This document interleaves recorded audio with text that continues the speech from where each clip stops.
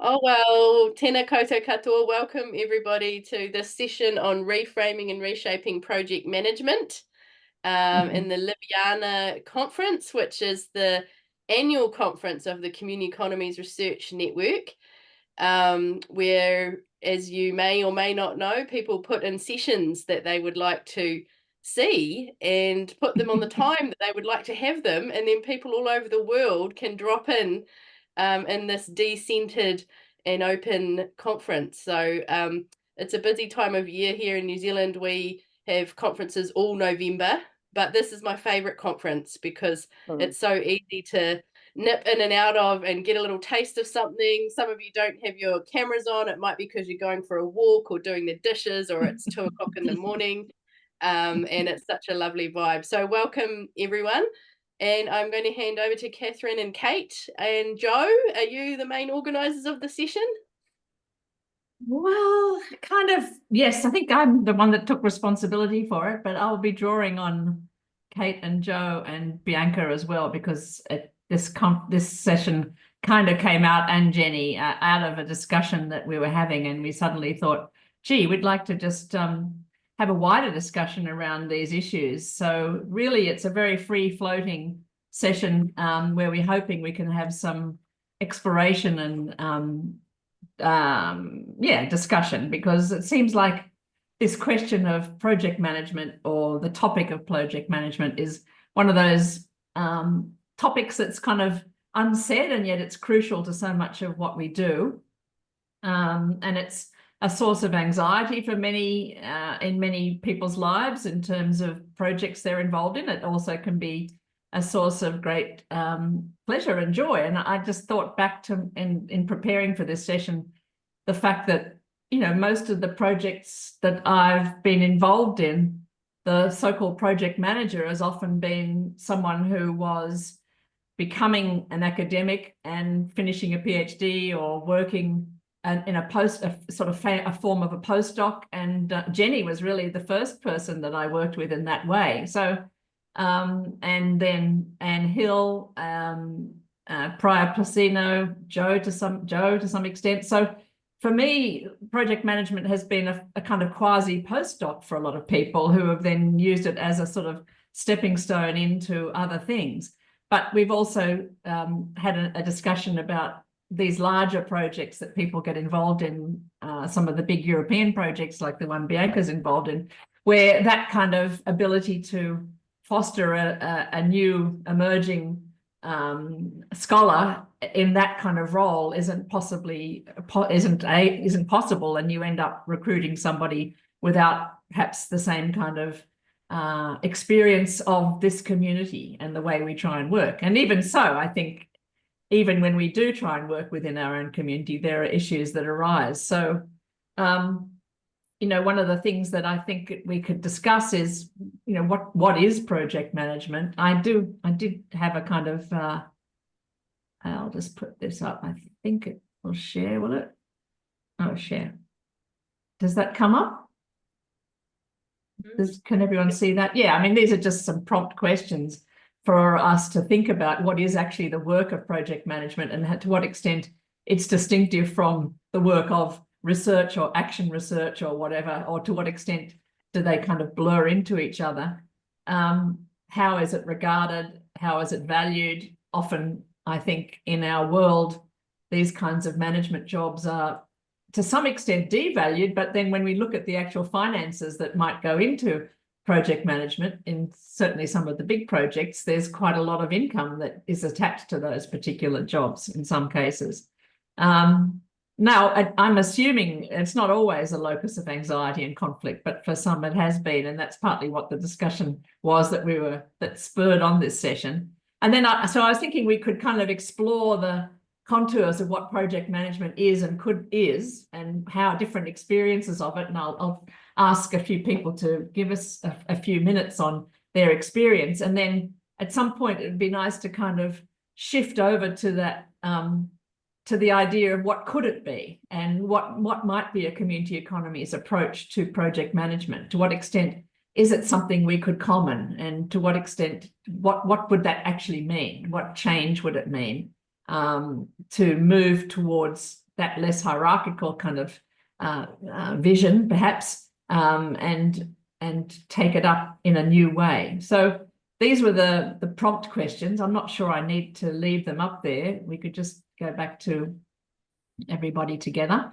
And what I thought I could do is ask a few people just to give some reflections to start off, and then open it up to all of the rest of you. All of you have got some reflections on this probably.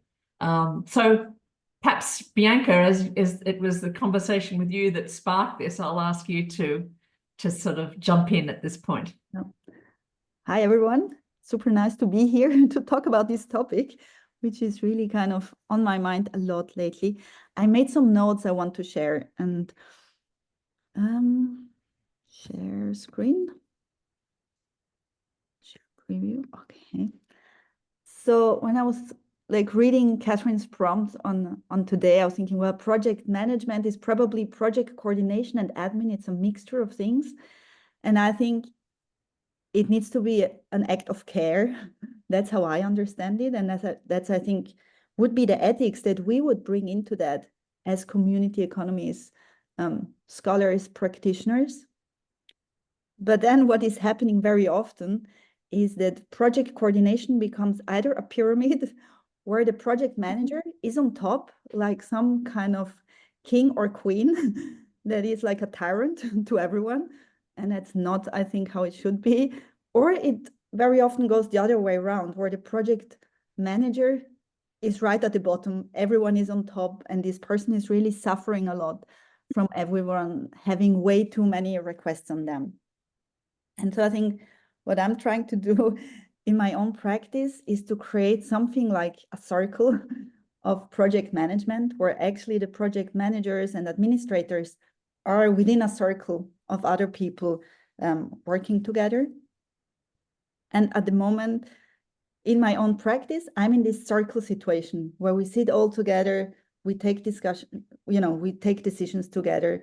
We really try to work with nonviolent communication, to listen to each other, to have everyone speak and everyone being heard. And we use the model of sociocracy to take decisions, also with the people managing and administering the different projects in my daily practice.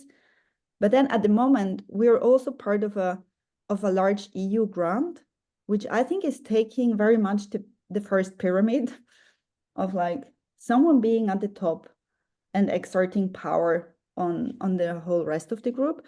And it's a kind of a clash that we are experiencing on different modes of how to approach project management, which I think becomes quite problematic when actually the content of the project is about community economies, is about participation, about actually enabling communities to take ownership and decisions and drive the course of a project.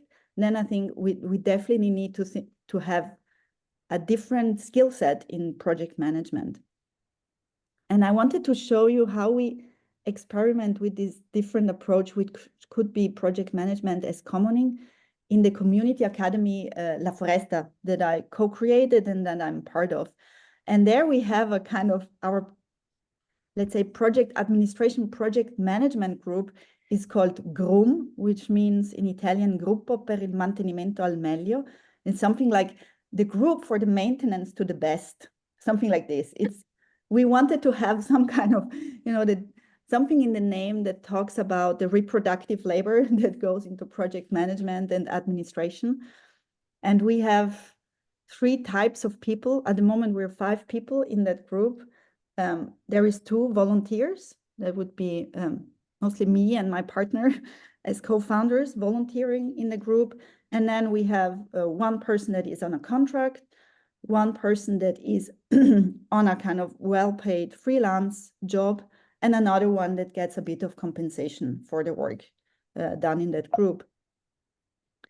And the way we work together is like this. I made this drawing because with La Foresta, we did an application this autumn to get accredited with Erasmus Plus for staff exchanges, so that we could be at the same level of like other adult education institutes, and we can send our own people on trainings. And I had to make a drawing of how we work. And I think it's a kind of circular system where the Fucina is our assembly. We meet every 2 weeks in an assembly. And in the assembly, we have the board of directors, we have project custodians and catalysts, we have member organizations, but also the trainees, active citizens who want to come to this public assembly. And that's where we take the decisions. That's where like the big project management decisions are being taken. And then the group for the maintenance to the best is actually meeting on the next day to figure out what do we need to implement these choices. And then a lot of the choices are then implemented, worked out in the details by the project groups themselves. So there is, it's a kind of quite a decentralization is going on here. And I think it's quite an amazing experiment to work with. And what is, now I stop sharing my screen. I think what is quite amazing in that group is that almost everyone has an understanding of community economies and of commons. And that's why I think it works so well. Because actually in how we develop the content goes hand in hand with how we manage it. So also there, the decisions on how to spend the money, where it should be going, what kind of resources we work with, and so on. It's all informed by looking at the economy from a feminist point of view, and specifically from a diverse and community economist point of view. So I've really kind of think it would be quite amazing to have lots of project managers that have our kind of skill set and look at the world to make things go much more smooth. And yeah, that's my input for today. Thanks. Thanks very much, Bianca. That's great. You've moved on to the kind of how we can make it better already. And I guess you're sitting on some of those other experiences that are related to the top down and the bottom up, the kind of version of project management that you've been involved in. So I'm wondering whether we might go maybe Jenny now next, and then Joe, and then Kate. Would that be okay in terms of a sequence? Okay, Jen. Okay, thanks, Kath. Hi, everyone. So the project that Kath was referring to is sort of in dim, dark memory because it was in 1999 and 2000. So it was a few years ago. And I had just finished the PhD. And in Australia, there, at least at that time, there were not a lot of opportunities for postdocs. So Kath was using the funded, what's called the Australian Research Council grant application process to sort of generate these positions that were sort of like postdocs, but also on paper, they couldn't be described as that. And so they were sort of a project management role.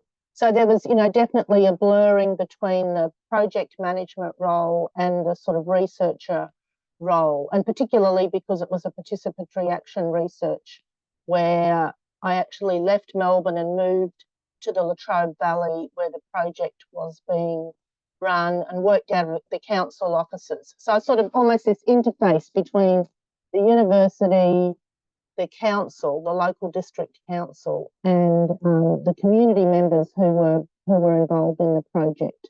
And the other thing that happened at the time was that Kath got moved from Monash University to Canberra. So, in a way there was I felt like there was an added layer of responsibility because I was, very much the public face of the project.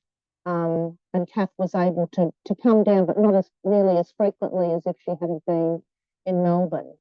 And I think when I look back at it, I think that role of just fostering relationships was sort of key to the work that was done. And in this case, it wasn't like with Bianca where she's talking about multiple people involved in various projects.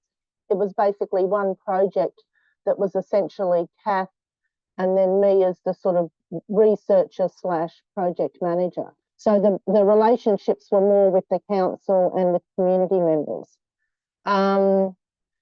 And at the time, I really appreciated that role because after I'd done my PhD, I felt exhausted. I felt like mentally exhausted. And I felt like, I remember thinking to myself, I don't know So in a way, that role was a really great role because it wasn't like going into a full-on postdoc where suddenly, you know, you're expected to, in a way, to ramp it up and, you know, pump out more publications, because I'd done publications through the PhD. So it was a sort of, you know, a sort of softer version of a postdoc in a way, I guess. And yeah, and that's probably, I mean, I'm sure as I hear other people talk, you know, my memory will be stirred. But at least for the moment, that's what I've got to say. So, and also let me just say, you know, it was a great stepping stone into an academic role, like into a regular academic role. So it just, you know, it acted as that really nice interface, for which I am forever grateful. Thank you, Kath, for that. Well, and now you're project managing the CEI, so Yeah, well, we can come back to that in a minute. We could.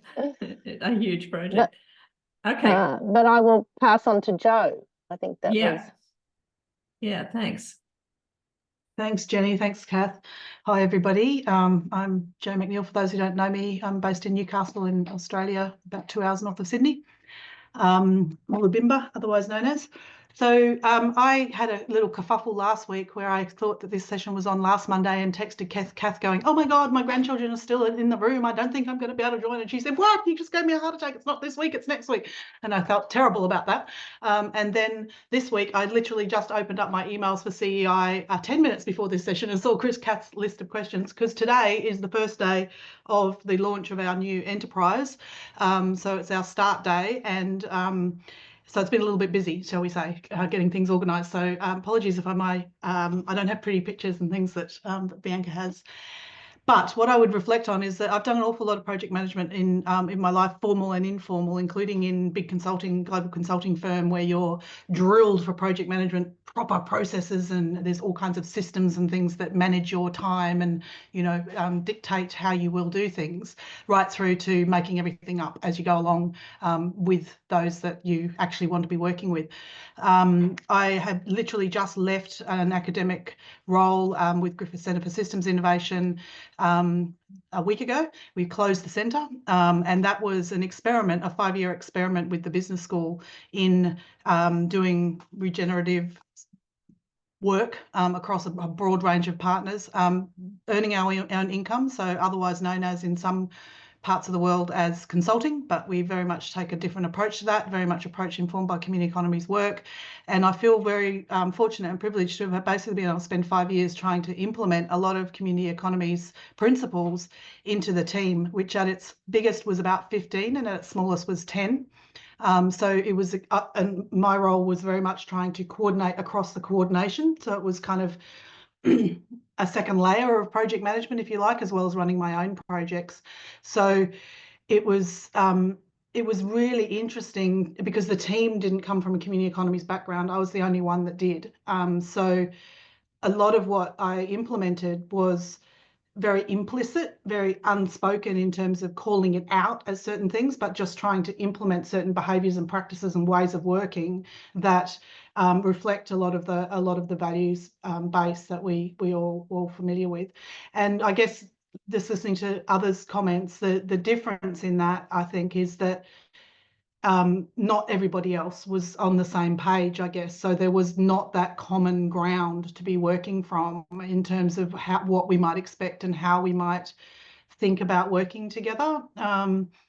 And prior to that, I was working on one project. Well, actually, there was about 6 going on, but I'll just focus on the one, which was with Kath, Jenny, and Stephen Healy. And I was doing a role very much like that described by Jenny and others but I was still doing my PhD. It wasn't a quasi postdoc because I was still doing the PhD and doing that at the same time. So that was, again, a very different experience of that, working with the core group of CEI people, but trying to run the project management side of the project as well. So those are some of the experiences that I'm reflecting on as we go through this. But just to answer Kath's actual question that she asked about what is the work of project management, I just did a bit of a dump, and these are the things that occurred to me in about 10 seconds flat, which is monitoring internal and external reporting, communicating or writing about progress, capturing and transferring the learning, or we often call weaving, maintaining project memory, acting as the team glue. scheduling team meetings, acting as a sounding board, fostering good relationships with project participants, and sometimes that can be over long periods of time, and that's a particular skill set. Planning and coordinating research workshops and other events, understanding the various admin systems that you have to work with, knowing who could help to navigate all of the cul-de-sacs and roadblocks that the institution, you know, doesn't on purpose put up in front of you, but, you know, are there nonetheless, monitoring budgets and processing invoices and other payments. And I think that part of the issues that you have with those roles is that it is such a multiplicity type of a role with lots of different skills and experiences needed, as well as a particular kind of mindset. So it's not an easy job, and it's really hard to recruit good people into those roles, in my experience. And it's often talked about as this, oh yeah, we'll just find somebody to do that role, and it's like, oh, if not the right person, it's going to make a lot of difference to this project. And actually that person is not necessarily going to be that easy to find, and often because the budgets can be constrained, the time that you're allowed to put in can be constrained. You can be asking people who have a lot more experience than what you are actually acknowledging in this particular role, to do, you know, all of those kinds of things. And I think there's often a really, one of the fundamental issues is a lack of role clarity. I just think people just don't understand what goes into these roles enough, and there's not enough discussion early on in the process about what's actually needed and what it's going to take to do that part of it well.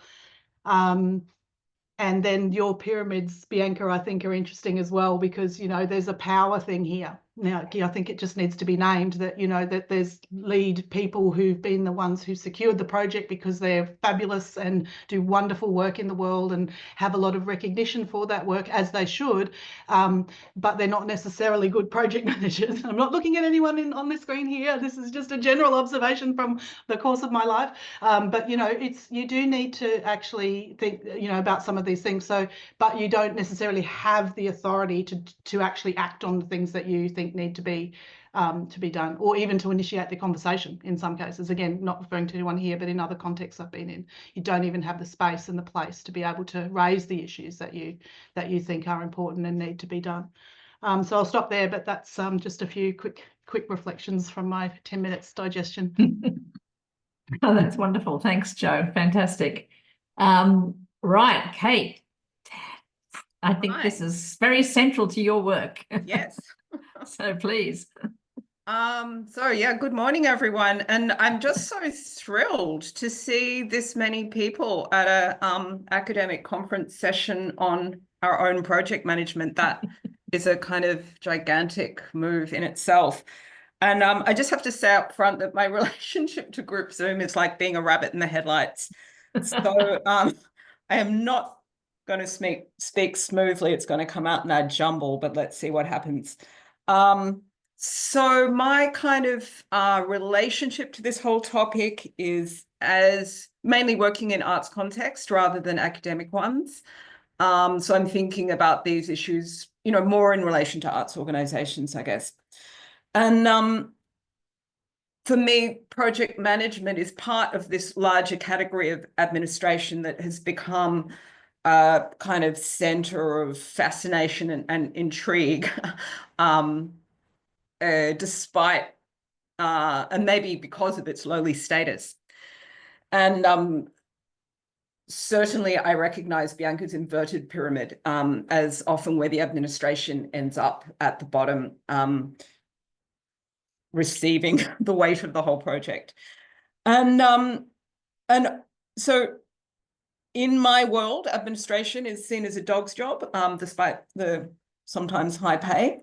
And it's a role that often is viewed in terms of, you know, either competence or failure, and it lacks all of the kind of nuance of like camaraderie or brilliance or criticality or all the other things that we apply to the artistic thinking or the academic scholarly thinking.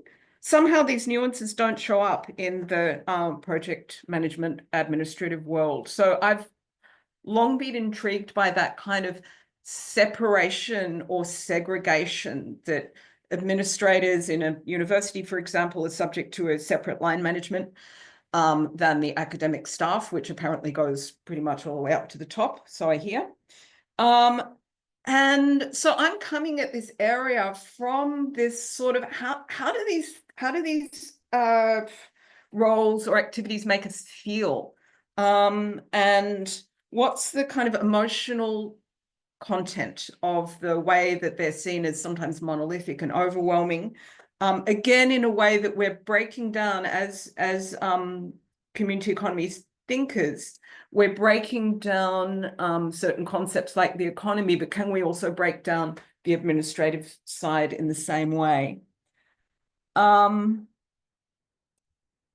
Was there anything else there that I wanted to mention? Yeah, look, there are other things, but I would actually love to hear from there's so much knowledge in this group that I would love to hear from the room, so I'm gonna shut down now. Just before you totally shut down, Kate, maybe I could ask you, given your Feral Business School training that you offer, or that that you work with other people, how does that kind of project management admin come into it? Because I mean, radmin has been a central part of your practice, and I know others here have worked with you on trying to reframe administration. But what is the core idea of radmin? Could you just quickly give us a little insight? Sure. So radmin came out of a group. The idea of the word of radmin came out of a group process, working in part of a 150-person ad hoc organization, arts and organization and venue. Where also, even in this kind of radical DIY context, I noticed administration getting relegated to being like below cleaning in the hierarchy of what was the interesting work. And so from that sort of word emerging, we put on a festival of administration called Radmin, with the idea that actually lots of there's so much. When you ask, it's perceived as boring, but when you talk in detail to an administrator of what they actually do, and particularly a project manager who is pulling lots of complex things together, it's anything but uncreative. So the idea of the word radmin was actually to give a name for something and a rallying point. And, it's a cute word and people pick it up, and it in itself starts to bring a conversation topic into being, where you take things out of the context that they're expected to be seen in.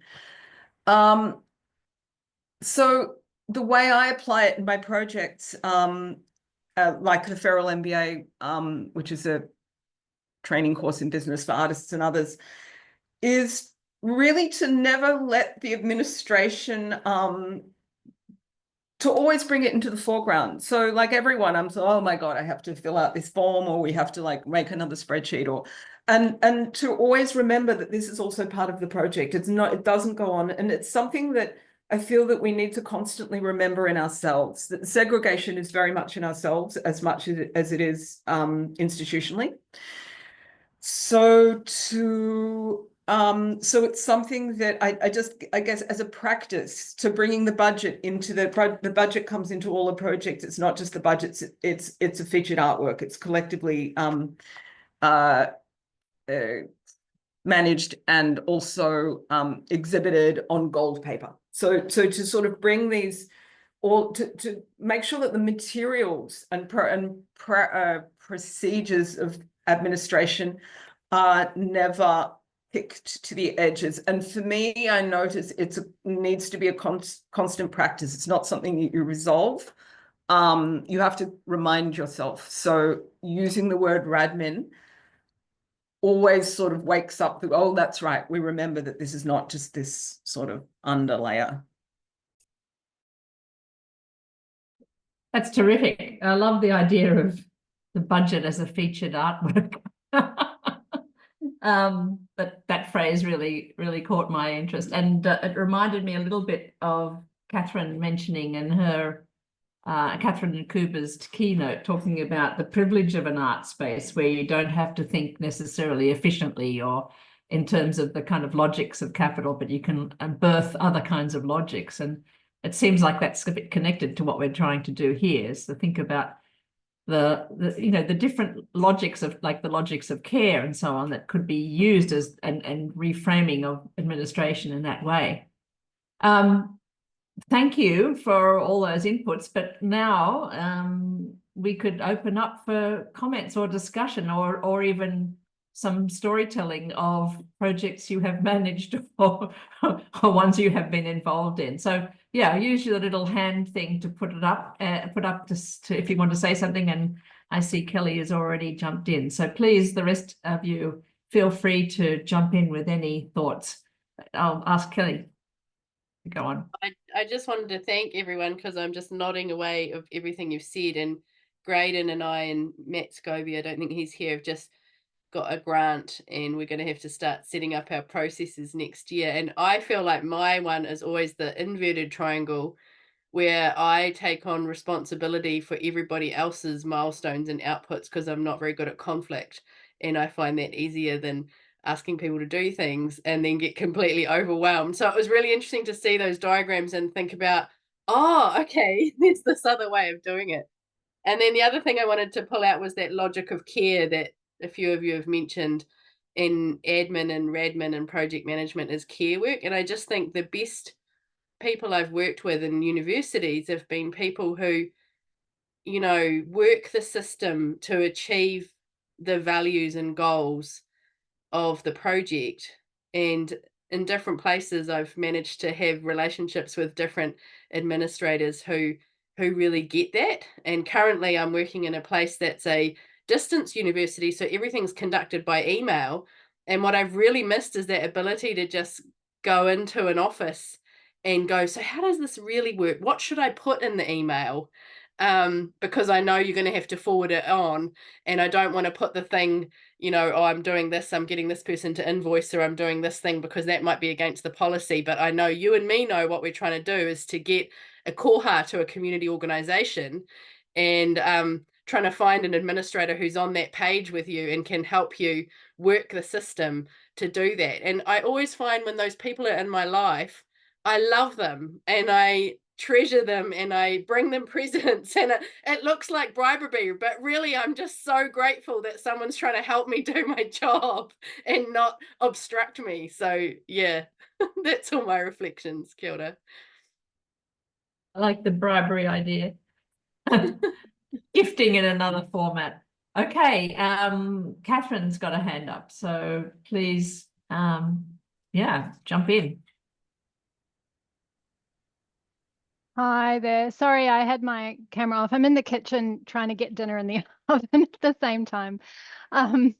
I just wanted, that issue, thanks Kelly for those comments, because that question of the people who have the time and energy to put in care is a really important one. And on this sort of topic of project management, I've had the privilege to have worked with Kate over the last few years. I went into a job in a leadership position in my university, and it was a step up into a whole new kind of mode of engagement when you're kind of finally in the room with decision makers and having to manage people. It was my first step into that space, and I really wanted to go into that space with an ethic of care, and with the sort of community economies approach of thinking about, we're in this together, how do we do this well for each other in community with one another, which, in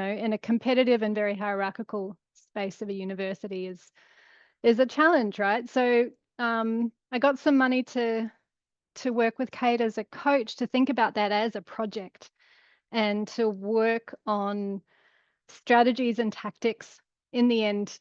And it was more, here I'm trying to implement things in this particular way and deal with these challenges, but how do I take care of myself through this? Because the work of doing that, the work of engaging in that kind of management with intentionality and with a consciousness of wanting to do it with care and with an ethical approach is really hard, and it can be really taxing. So we together kind of came up with a list of strategies and tactics. And I just had to come on with the camera, Kate, because in the last year, through this year, I've been creating artworks based on those tactics, which are going to be my kind of talismans that when I need, well, I'm going into this meeting, what can I expect here? How can I apply this ethics of care? What do I need to support me? And a few of them have become cups. So I'll be able to drink a cup of tea. They all shrank a lot more than I thought, but I don't know if you can see them, but this is the cockatoo upside down. So the cockatoo is the troublemaker, you know, the kind of raucous. I can't see I have to turn my self view on. Yeah, just hold them up. That's good. Is that it? Yeah. So it's the raucous troublemaker. Sometimes you need to be the troublemaker. This is the role of bridging between the hard wall of academia and then the kind of soft, I don't know, the natural rock, when you've got that job of trying to be the in-between the institution and then the people that you've got a responsibility towards. And then this is the stone with the moss. The moss is still and quiet, but it does really important stuff in that stillness. So that's a few, and where that project's gone. I wanted to share that. Thanks. Oh, fantastic. It's great. I love the way those of us who haven't really been art practitioners are now being influenced by the others in the network. That's fantastic. Great. Thanks, Catherine. I had no idea. Maybe they've been used in some of our SAGO meetings, have they? Okay, well, who'd like to jump in? Yes, Sadeepa, please. Hi, everyone. I'm also preparing dinner and listening to this wonderful session. I often ponder this question, and I work in a university, so I totally understand this divide that exists between academia and the people who support and make it all happen. And also academic frustration with bureaucracy and paperwork, which we tend to undervalue. And this makes me wonder if we let how much trust plays a role in shaping project management. If it were based more on trust, would we require less paperwork, less tracking?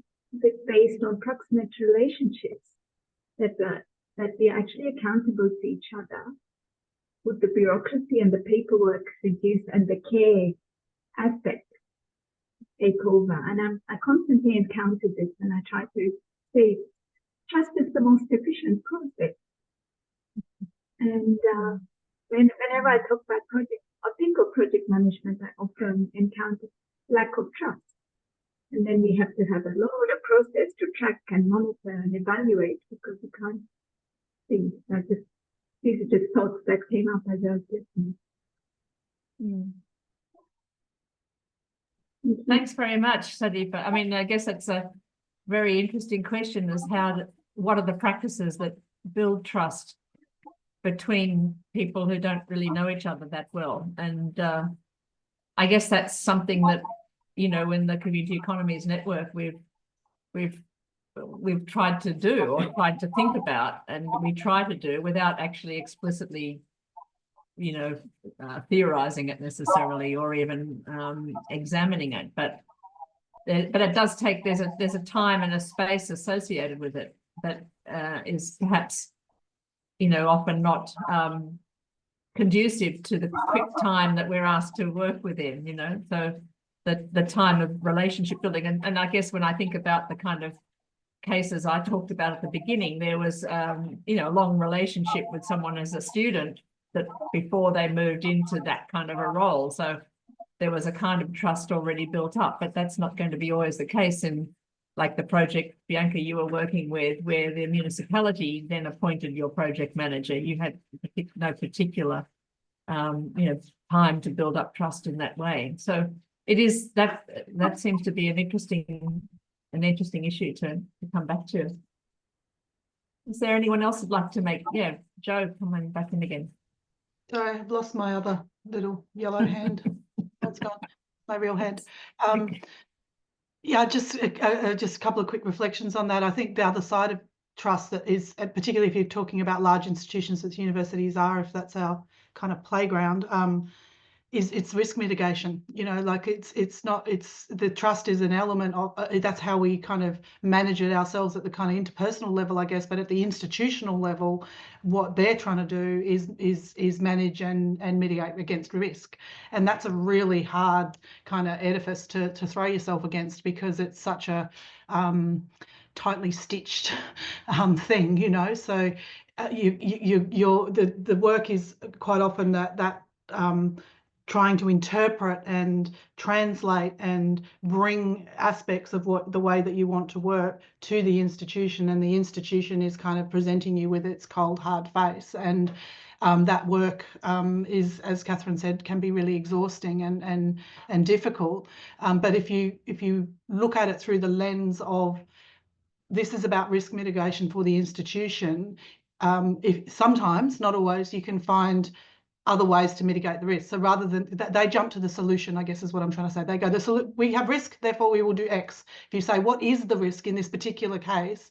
And are there other ways we could mitigate against that risk that maybe are not necessarily as heavy-handed as what you can do if you go down the institutional pathway?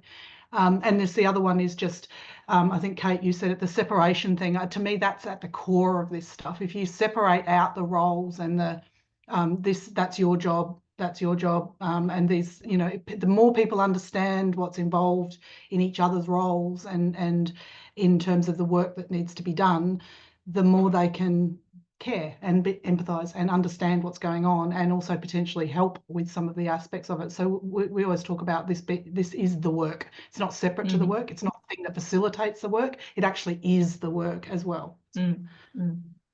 Great. I see Bianca has her hand up, and then Molly, you had your hand up too. So should we go Bianca and then Molly? Yeah, okay. I found that point by Saidipa on trust really interesting, because I think actually also a lot of the funders are recognizing that there needs to be more trust.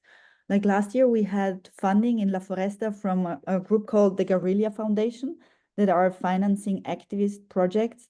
And basically, they let you, you know, you set up a budget and then you send it, and that's it.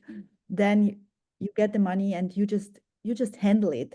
And they trust in the fact that you're an activist group, you want to get things done. You don't need to spend lots of money for like double checking on lots of things and really making the administration very burdensome for everyone. So they work on that a lot. And I see that happening at the European level as well. Like, for instance, we got our first Erasmus grant, which is 60,000 euro, but we had the courage to do it because they simplified the administration. Because they were saying, actually, they got to a point where only very big organizations can apply for the funding, because you need such a huge administrative apparatus to manage it.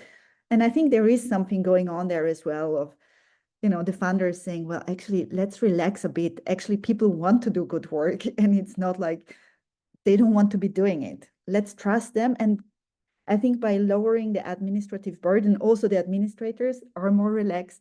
They can be more creative, more critical. It just creates a very different space. And so I think the trust thing is really key. And I think many people are seeing it. Right. I mean, and within the Community Economies Institute, we've been playing around with that through the Flourish Fund, which, for those of you who don't know, is a small pot of money that we've earned from teaching the summer school and so on, which we can then put up to members of the Institute as a small research grant. And we just asked for people to put in a one-page description of what they would do with it. And then, partly under Kate's tutelage, they all go into a pot and one gets picked out totally by chance. So it's a random thing, because we trust that all of them are of value. We know that all of the projects would be great. And if only some of the funding agencies took up we could patent this, maybe, could use that system. It would be certainly a lot easier for many of us. Molly, you had your hand up. Do you want to make a comment? Yeah, thank you. Just to I'm so interested in just connect with most of the things that people have said so far, but I'm interested in the topic, as I think my way into reading and finding out about the diverse and community economies thinking was through an inquiry into management. And so I trained in theatre, and but my jobs that I got straight away were as kind of project management or managing the department, the education department or the community outreach department. But I'd never been trained to be a manager. I did a theatre degree, and I learned to do balances and write scripts and that stuff, but there was nothing in there about management. And I happened to have done some volunteering and sort of worked alongside administrators at a children's theatre company, and I would just turn up in the office of the woman who was their operations manager, and I've got this budget, I've got to do this, like, how do I do this? And nothing had prepared me for it. So through my master's and my PhD, I think I was just really interested in that aspect of this work of, when you're in the arts, so much of the labor, the work that happens is management, and whether that's project management or any other kind or admin, but it's not the sexy bit that everybody sees, which is that people write about. They write about the performance, or they write about, in my case, like the community work that's exciting with different groups. But I was interested in sort of turning that round and looking at what was happening on the other side and making sense of that. And I think connecting with what Kate identified, this sense in the literature when I was reading about management and trying to look for a way to articulate it in the arts, there's this tendency to separate the artistic director and the general manager, because there's a sense that the general manager or the manager brings the kind of economic logic, and that has to be kept separate from the artistic logic. It's kind of like it'll muddy it or make it impure if you so there's a sense that the manager has this kind of economic subjectivity that's really different to the artistic one. And that's not really what I was seeing. I was researching with really small sort of social and political theatre companies. That's not what they're doing. It's the same person who does these things because they're so small. And I was really initially inspired. There's a Stephanie Knight, I think she's in Scotland, had written some stuff about arts-led management, which resonated much more with what I was seeing. And it was the sense of what people have been saying in relation to social projects, which is the thinking of the two things together, and that the subjectivity of the manager doesn't have to be the one that's the kind of capitalist centric, or the identity that's kind of this sort of Trojan horse for all the economic, productive, efficiency sort of ideas, that it can be something else, and that it's as much about the aesthetic or the educational or the political ideas of the company and how that's realized through management as the artistic director might be. It's realized through whatever the artistic outcome is, or the education person might be. It's realized through our education practice. So yeah, anyway, I'm not making much sense, but it was the language of community economies that enabled me, together with some care ethics stuff, to articulate what that role looked like in those small companies. No, that's really nice to hear, Molly, that way into it that you had. Are there any other comments people would like to make? Jenny? I had a couple of questions for Bianca, but also others who might have some reflections. Bianca, I was really interested in that decision-making group that meets, you said, I think every 1 to 2 weeks. And so I was sort of interested to know about how you get people's time commitment for that. Like I'm even thinking about the CEI board meetings, and, people want to meet for an hour a month, which it seems to me a very long way from, Joe saying that, a lot of that work is the work. And so how do you, particularly when people are really busy, how do you get a commitment of people's times? And then the other thing I wanted to ask you was, you said that in the group where there are the 5 of you, you've got people who are unpaid, people who are getting a little bit, and I just wonder how you manage that, because people's level of access to income can often be something that can generate bad feelings. So if you could reflect on that, would be great. Yeah, I think I mean, I'm also quite amazed that we're able to do this, right? To meet every 2 weeks for 2 hours to have really kind of intense, interesting discussions on decisions. I think in our case, to a certain extent, it works because it's very tangible. It's the community academy. We come together in the same space, and it's actually kind of quite nice social gathering as well. You know, you just get to chat also around that space. But also, I think people have a real sense of also excitement, and that it's an experiment, because we all sit in this circle and it's sociocratically facilitated, which means everyone gets a space to speak. So you are sure that if you go to the meeting, you will not be going home frustrated because you were not able to express yourself, or you were not listened to, but actually like everyone has an opening and they can speak. And I mean, sometimes we are a bit slow on things, right? Because then we go in and we discuss, but when, you know, the 20 minutes of discussion on a topic are over, we go like, okay, maybe this actually needs an extra space. We're gonna meet around tea in 10 days, and we're gonna have like 2 hours just to discuss this one thing that some people very strongly feel about. And then we are very pragmatic, which I think also helps. In this sociocracy, we have this thing that we're not deciding by consensus, but by assenso, it's called in Italian. So the absence of blockages, which means if the idea feels good enough to go on, people get the go ahead for lots of decisions and things. And then we say, let's try it. In 3 months, we meet again and we discuss, how did it feel? Did we like it? Do we want to continue? So I think it has a real sense of experimentation to it. And also this drive of, yes, we need this space to coordinate and to be together, to then have that freedom to just go and work and do your things without no one, you know, watching your steps or checking in. And then I think how we manage of who gets the money and not, there is one thing we have established 3 years ago, and it's kind of working, but not ideally. We have a 3% interdependence fund. So all the money we earn that is somehow connected to the community academy goes into a shared fund. And then the fund there, we have almost never paid out anything yet, because it's a huge discussion of what should be paid out. But I think what is really interesting is that we have a large Excel sheet where everyone shares how much they are earning. So we actually can have conversations between us that are based on like, also saying, well, actually you should get some paid for some of the work. You're really not making much this year. But also others saying, well, maybe I don't need to be paid for this administrative thing that I did, because actually I'm kind of okay with the income I have. And so I think that one really helps to then we have moments where we discuss, did I put a lot of work into it or not? How much should I be getting? Am I okay? So it's creating a completely different space of discussion.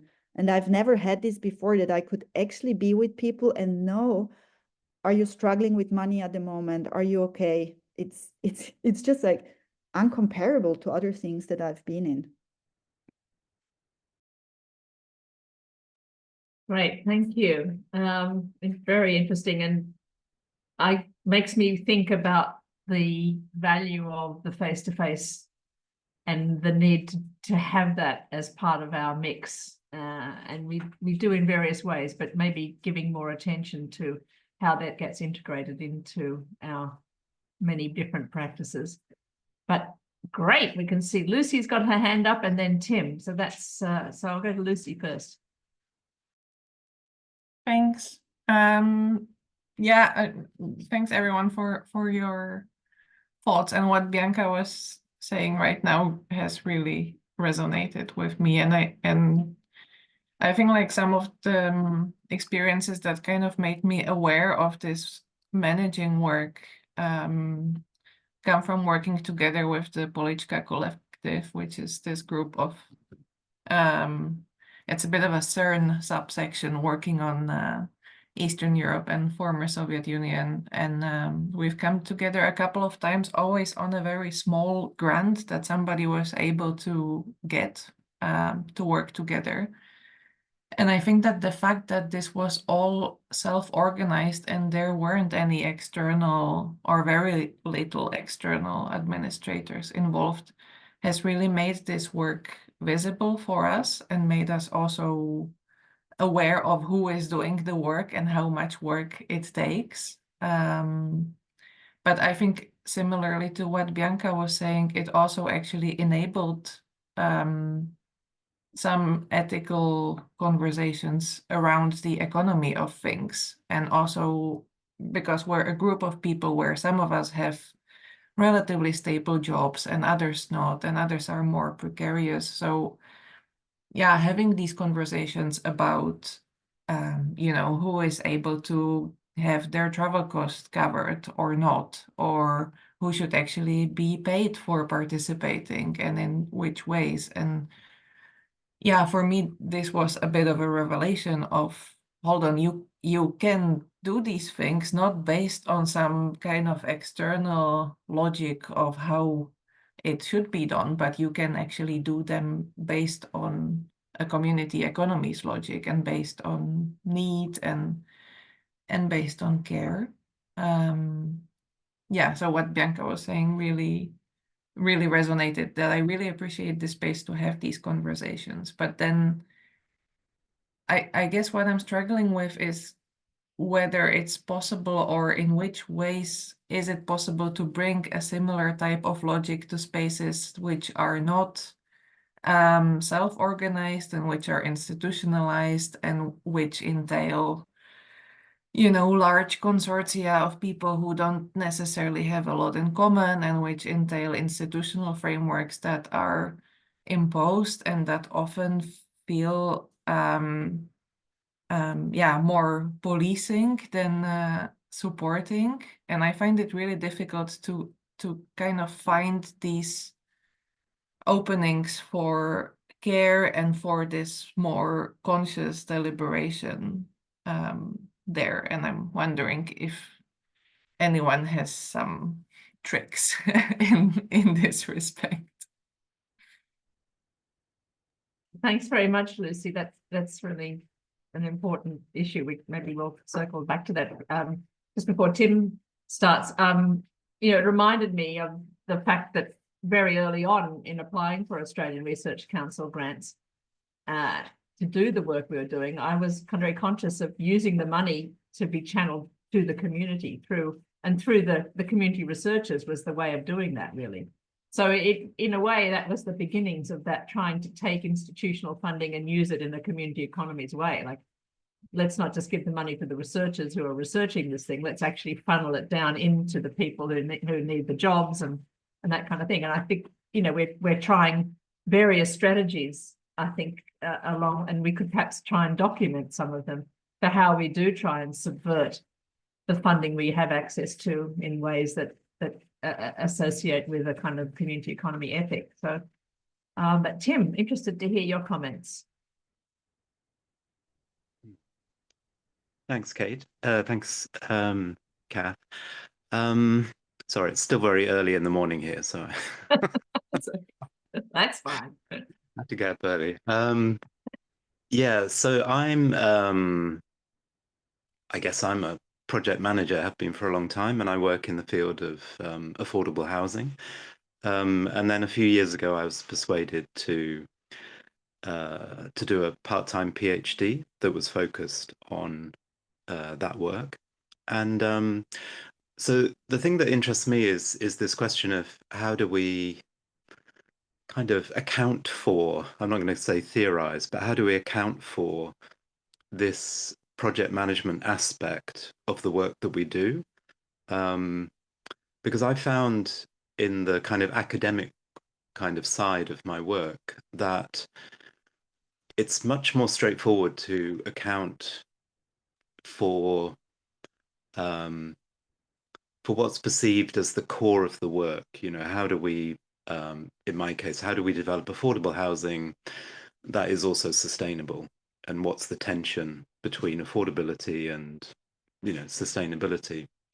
But actually, what really interested me sort of to do the PhD was because of the challenges that I've always faced as a project manager, precisely the kind of challenges that people have been talking about during this call.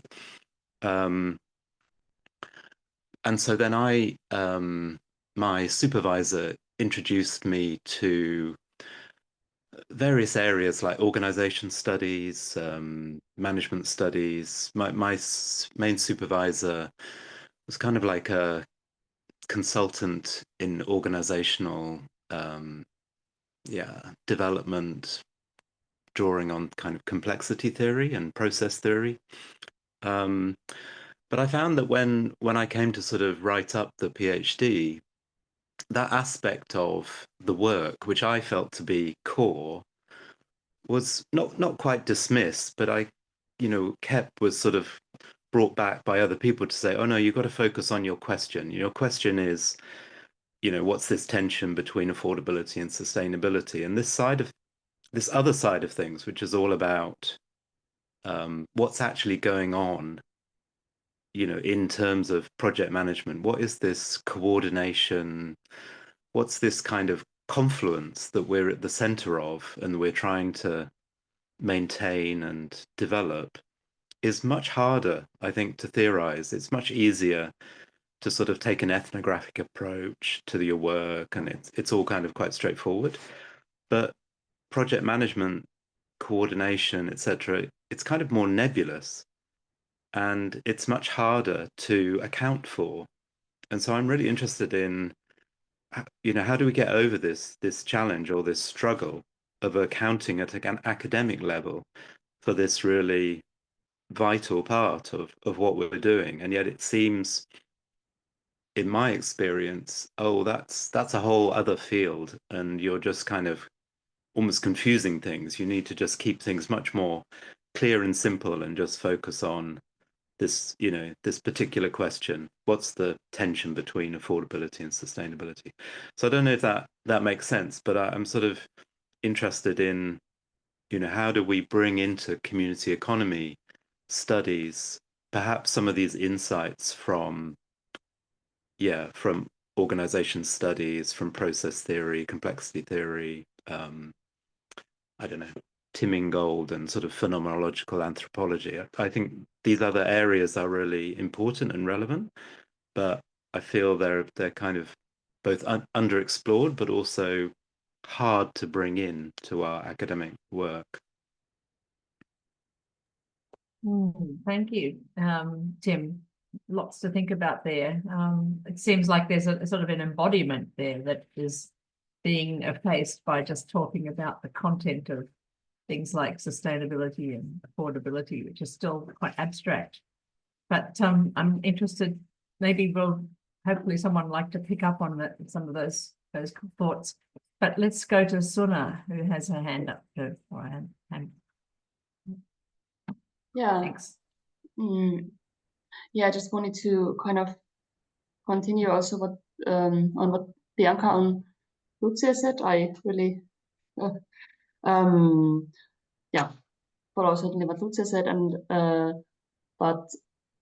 have been also noticing that even in like bigger projects where I'm like working on a main basis in my university, like we have kind of tried to implement some sociocracy-based decision-making systems and kind of try to learn this kind of more like and talk about the ethics of project management within a team that's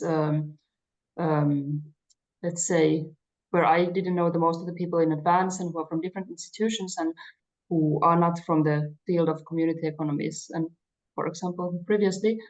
And it's an interesting experience, but I also noticed that it is difficult to try to implement this within a university system that is per se hierarchic, and where like even if you would try to kind of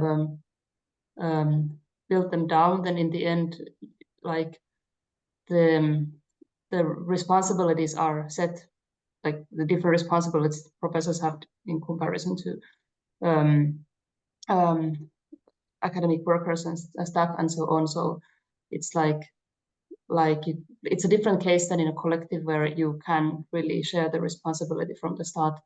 So that's one thing where I see that that if you can't build down the institutional hierarchies, then the final decisions might still be then made by the people who carry the final responsibility, and it's kind of difficult to really truly implement the more horizontal decision-making systems.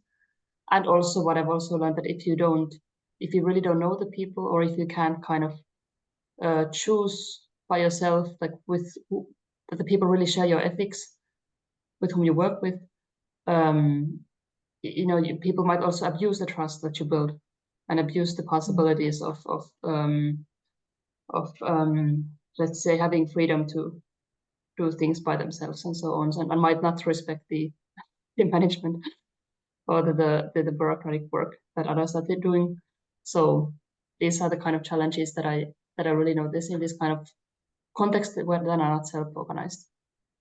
And maybe last good experience that we've made is that, like, not to need to do that management work alone.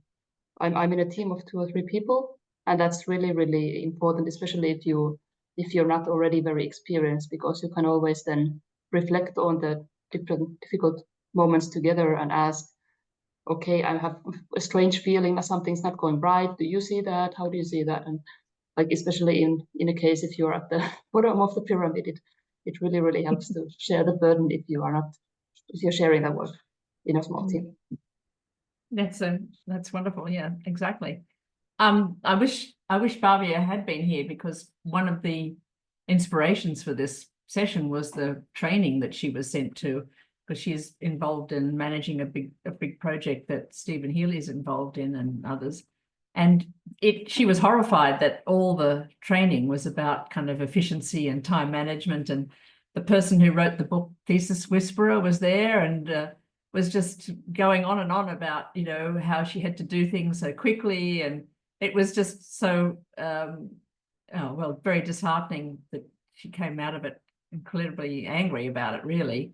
So I guess that is facing up to the fact that, as Lucy, you were saying, in a way, the institutions we're involved in, especially the university institutions, are still beholden to a certain kind of management mode that is being, put out there as the way to do it. And yet all of us are trying to find spaces, these other spaces within those institutions or without, as part of a NUERO, as a non-university education and research organization, to try and skill ourselves up in doing things differently. And I guess that's something that I'd be interested to hear your thoughts on, as to whether there's an opportunity that we could, the CEI could run, some training sessions for people coming out of their research agendas to do project management in a different way, in a kind of more community economies oriented way, whether to do it within these institutions or within,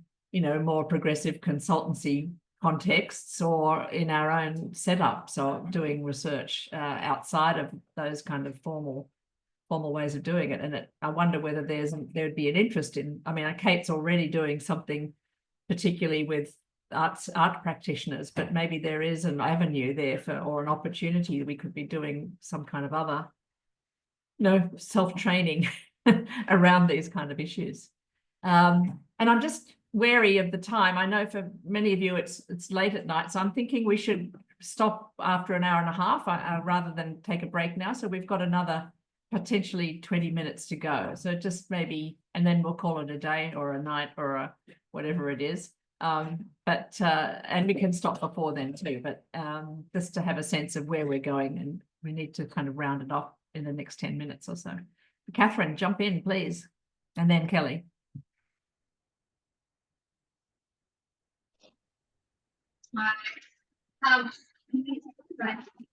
Does that sound all right now? Yep. Yeah, sorry, I've in between had to drop a child off at a dance class. Look, I was just listening to Tim in particular, was thinking about that, and, reflecting on the example that Bianca was giving, thinking about the slowness that's needed, which I think it really speaks to the comments you've just made, Kath. There's the lack of space or time or respect given to the need for process and the importance of process itself in producing the stuff that the whole productivity drive is forcing us to kind of pump out. It's as if there's this expectation that you can instantly jump to results without really careful, slow stuff. And that makes me think about working with Aboriginal communities in Australia, but also village communities in many parts of the world where I've been, where building relationship is really, really, really important. And it's really important that that relationship building is given the time that it needs. That's like that attention, that's a space where attention to process is recognized a little bit more, and there's a little bit more space that's maybe given to it, because it's demanded by the people outside of the institution. It's needed. And that, yeah, I think there's a lot of learning from those spaces of engaging with communities who demand that you are slow and that you take time and that you do the process right and you develop relationships right. Bringing that learning back into our institutions, I think that's one important space to learn from. Right, thanks, Kat. Kelly, do you want to jump in? I feel like I almost had the opposite point to Kat, which was that a lot of the communities I've worked with don't want you to waste their time. And, you know, they don't want to spend lots of time going around talking about things, but they want to know, you know, what's on the table, how's this going to work, what's the money look like, what's the time commitment look like, does our community organisation have energy for that, space for that? And so I was trying to reflect, as you were saying, I felt resistance to the idea of not so much slowing down for relationship building, but definitely resistance to the idea that we shouldn't be efficient. And I feel like for me, that's a huge, I'll be interested to hear what Graydon thinks, because he's involved in a lot of the same communities as me. It could just be my task orientation coming through, but I feel like there's a lot of need for respecting people's limited time in unpaid situations. And I feel like that comes through especially strongly with Māori communities too, even though there's a value in relationship building. When it comes to the project, there's sort of an expectation that you won't demand too much from people's time. So I was thinking maybe it's not so much about slowness, but about matching pace appropriately. Yeah. Graydon, looks like you've been named. You have to jump in now. This is really fascinating because I work for a partially government-funded research institution, and we are currently going through a restructure. And the whole official reason for this restructure is because project management has not been done well in the organisation. So all of the responsibilities are getting reframed and realigned. And it really gets back to, Joe, your point around there's been a lack of clarity around what the roles are within the organisation, who's responsible to deliver and that kind of stuff. And Kelly, I also have a resistance to that kind of slowing down a little bit as well, because I see lots of time wasted in my organisation, which actually has a lot of government money to do things, but it doesn't really achieve much often. So, so sometimes I'm kind of like, actually, we just need to go faster and be more like deliberate about what we're doing and strategic and stuff. But yeah, so I hope that so I'd be really interested to hear pull together some of this stuff. I don't really have anything else to say other than that, but I'm kind of going to use this, thinking about the restructure, I'm going to use some of the stuff you guys have been talking about to think about. It's helped me make sense of it a little bit more. So yeah, thank you. Kate, without the little yellow hand, but a real hand. I think Joe was and actually then ahead Joe. of me. Oh, sorry. Was Joe ahead of you? Okay, Joe and then Kate. Look, Joe, got your You go, Kate. I'll go after you. Oh, now we're going to have a standoff here. Come on, Kate. I hate speaking, but I have something to say. So I was just picking up on what Tim said about accounting for the project management work at an academic level and just sort of at any level. And noting that, so at Liviana, we normally record our Zoom sessions and they're put on the website. And I note this one being recorded. Am I right? I didn't get any of like that weird robot. And I think rightly so, because we're all talking about our, you know, like inner parts of our practices that we might not want to share with the whole internet. And yet, this is actually a huge central question for my research at the moment. How do we translate between these spaces where we need to have a level of trust in the, we're all here and we're all listening here now, and it's not getting, you know, captured in that way, and making these points, because otherwise the profound type of thinking that goes on in this session remains in this session, and we really need to go beyond that. So that's a huge unanswered question for me that I'd love to think through more with all of you over time. Right, it is being recorded. Were you thinking it wasn't being recorded? I think the little red dot suggests to me it is recorded, but I was, yeah, I didn't get the do you consent I don't know why Zoom. That's interesting. So it is being recorded. Yeah. Okay, thanks. Yeah, Thanks for but the I mean, correction. if you have thoughts about how public it should be, maybe we should talk about that later on, because it will get put up by prior unless we say we don't want it to be. So let me know. Joe. I'll just go quickly. I'm really interested in the tension points that people are raising. I think that for me, that's the really, really fascinating area about this, because there's so many parts of it which are kind of pulling us in two different directions at the same time. And a word that's come up quite a lot, I've just heard, maybe it's because I'm interested in it and I hear it, but I've heard it, people saying it tonight, is pragmatic. And for me, that's the real heart of this question, because we need to do tight and loose. We need the space. We need the room to work it out, to process, to develop a care way of approaching the work. But we also have to get on with things and deliver things and not muck communities around and spend taxpayers' money wisely, and, you know, all of the other considerations that we're subject to.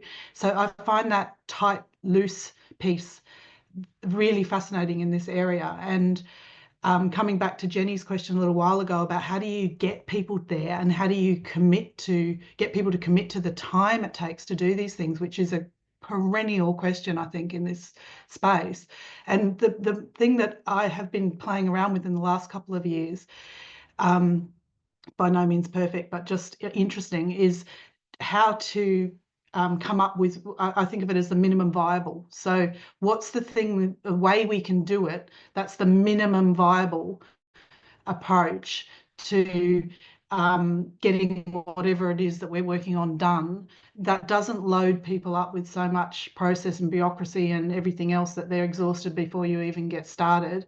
And always be using those words of experimentation, exploration. Let's just give it a go and see what happens. And next week or next month or next year, we can revisit and we can change this.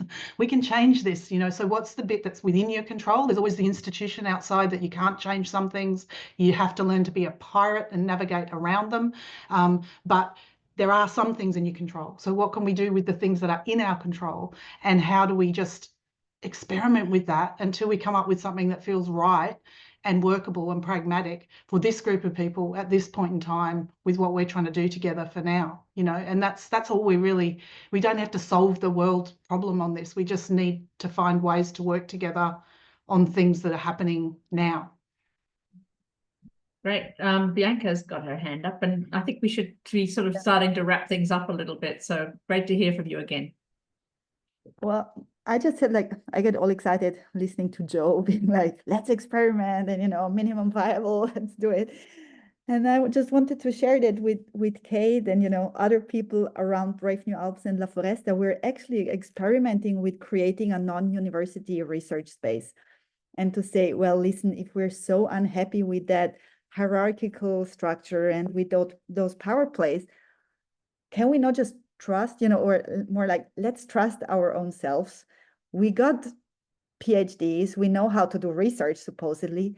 Why can we not just run our own organization and get the funding there? So that's what we're doing at the moment. And I mean, it's scary and exciting to just say, let go of the university. Don't think that our work needs to go through that structure.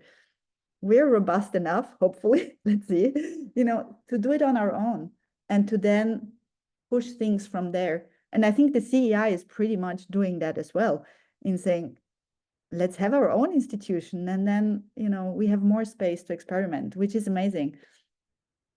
So yeah, I'm all happy about this session.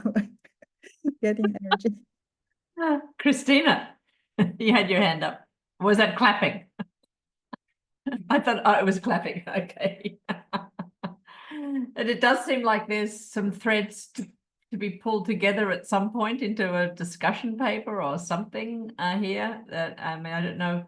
We'll try and keep the chat information somehow so we can look at it again. It does seem like there's some very interesting kind of, binarisms, which, aren't good for us, but tight and loose, and the face-to-face versus the virtual, and all these kinds of things that are something to think about. And I'm wondering whether the commoning approach is helpful. Like if it takes a community to make a commons and vice versa, how is it that we, as in our activities, create a community, and then that the project management is part of that commoning process? And I think there's a difference between, I guess, the team who's doing something and the need for that trust and face-to-face versus the relationships then with who you're working with in the community or with organizations or whatever. There's a different set of relationships there, and different kinds of managing. But it does seem like there's beginnings of, I don't know, some thinking about maybe a different kind of action project research management that we might be wanting to foster, and how we do that is something, I haven't really got a plan, but maybe there's a way in which we could start to marshal some of the thoughts into a document of some kind, and that people could add to it. But I think, given the time, we probably should wrap up. This has been a really wonderful and productive discussion. It's great that 23 of us have been able to kind of be online and listen to each other and share. Not everybody has spoken, but a good proportion of us have, which is wonderful. And from a little idea of griping about things into a session that's generated so much new thinking and thought and reflection. I'm really happy that we took the risk to put it out there. Maybe it's something we'll continue with in another Ljubljana, but my real hope is one day we can have a face-to-face Ljubljana and do that trust building exercise amongst all of us. And if only we could transport ourselves without using fossil fuels, we could be doing it. But maybe there's a hemp way of doing it, Tim. Getting together. So I think we'll wrap up. My dinner is being cooked by my trusty partner over there. The smells are coming through. And I know others, the New Zealanders, definitely need to get to bed. And the rest of you Europeans need to face your day. So looking forward to hopefully seeing many of you, or maybe not because of the time, at the keynote tomorrow when Bhavya can draw herself away from a birthing sister in India and give us a wonderful discussion of her research.